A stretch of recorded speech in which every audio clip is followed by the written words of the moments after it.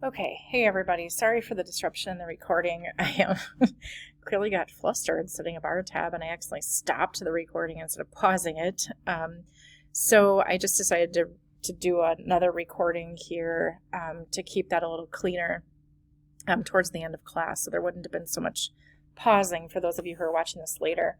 So I think this is what I had up towards the end of class. I just had typed up one last set of information to show you how to set the bar tab. And I think the thing to keep in mind when you're doing this, so just like the rest of the tabs, I typed in this information, putting the tabs in between. And I'm going to go in here and I'm going to, first of all, set up my tab here on the right. I'm going to set this as a right tab. So I'm going to get to the right tab over here. And I'm going to set the right tab way over here. And then I'm going to go ahead and set the bar tabs. The last thing you want to do after everything is done is set the bar tab. So the last thing is once everything else is ready to go. And what you do then is you just make sure everything's selected again, and then you just click about where you want that bar tab to show up. And there it just plops in right in the middle. So the key thing to remember with the bar tab is to do it at the end. So just like you do at the bar, you pay your tab at the end. So you do everything else first. The other thing that came up after everyone started working on their assignments, and I do want to just, and this is probably good that this is happening so I can show you how you could turn that off there. I can just select above the tab there and delete that tab so that doesn't show up. The one thing that came up as people started working on their assignments, so it's good I have a chance to put this in the video here, is if you do have a title, and actually I should stop here for a second and just segue first into the assignments. So let me go into the learning plan here and bring up this handout. These are the assignments you're going to do for this week. So a couple things to note. You're just basically going to be recreating all of these tabbed documents. So a couple notes up here at the top. If you have a title, like Finance Department, that should be bold, center, and 14 point. If you have a title and a subtitle, the first title would be bold and center, and the second title, or 14 point, the second title would be bold, center, and 12 point. I don't really have any specific spacing, but just space it out nicely in that you should have at least a double space between your subtitle and your information there. So looking at this, you're deciding what tabs and how they should be set. So you look at this set of information here. You would have two columns of information. You could do a left tab here or a right tab, doesn't matter, but that'll look very much like the one I just showed you here at the end. You would insert that bar tab at the end. What I wanted to speak to is having a title like this. So what I would do here, you would type in your Finance Department title, and it would look nice to center that title. So now we have it centered. We would make it bold and 12 point, 14 point, sorry. Centered, bold, 14 point. Well, now this looks kind of weird. So what I would encourage you to do then is to select this and grab that left tab, or I'm sorry, the left, the left indent. I don't know why I can't say that. Oh, now look at what I did with my bar tab. Oh, it's beautiful and all this stuff gets so messy. But this is good because now you can see how you can change all this to make it look nice. I'm just adjusting it so it looks nice, underneath the Finance Department here.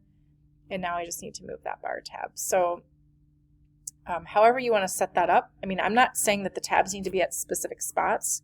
What I'm going to be looking for is that you have it all lined up nicely and it looks nice. So you're going to center this and then move this information below the title so that it looks nice on your page.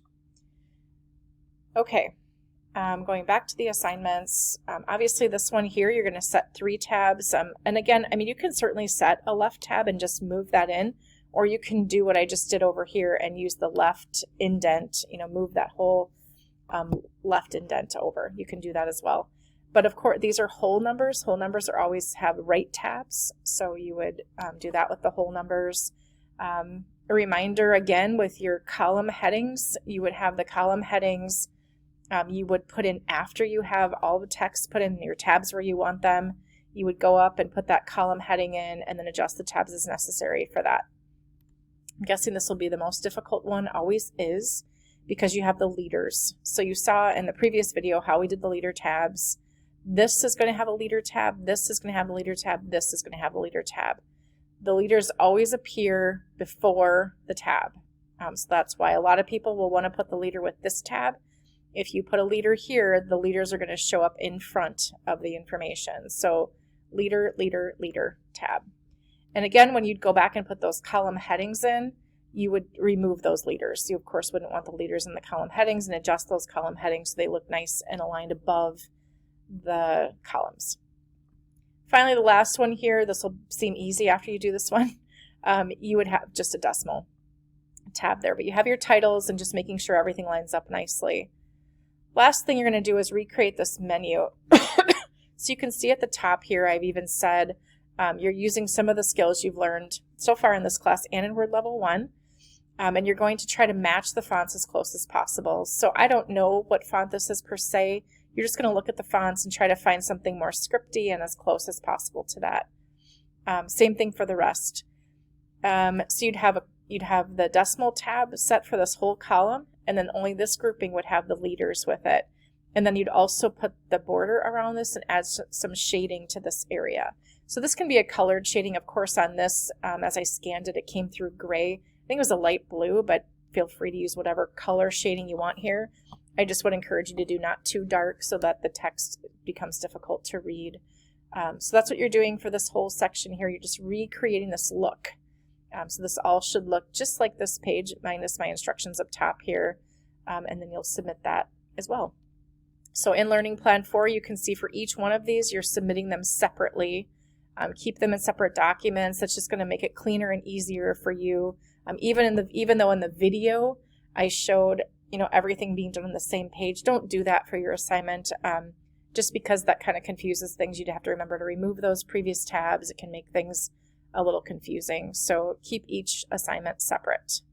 If you have any questions, you know where to find me. Have a good week.